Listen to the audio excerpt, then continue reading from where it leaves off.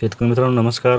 आज राज्यामध्ये विविध ठिकाणी अवकाळी पावसासंबंधी येलो अलर्ट जारी करण्यात आला आहे. ती बातमी आपण पाहणारच आहोत. तत्पूर्वी तुम्ही चॅनलला सबस्क्राईब करत नाही मित्रांनो, चॅनलला सबस्क्राईब करून घ्या आणि व्हिडिओ शेवटपर्यंत नक्की पहा.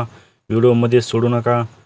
यामुळे तुम्हाला हवामान खात्याचे विविध अपडेट्स मिळत राहतील. चॅनलला सबस्क्राईब नक्की करा, लाईक करा, शेअर करा आणि कमेंटसुद्धा नक्की करा.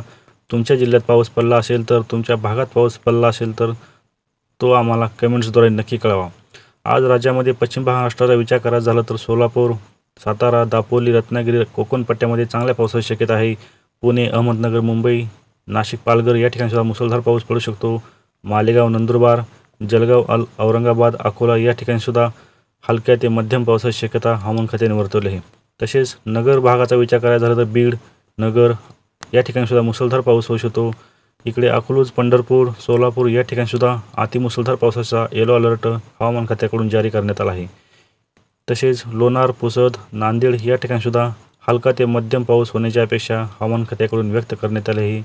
तसेच गोंदिया, नागपूर या ठिकाणी सुद्धा हलका पाऊस पडू शकतो. मान्सूनपूर्व पावसाचे संकेत आहेत.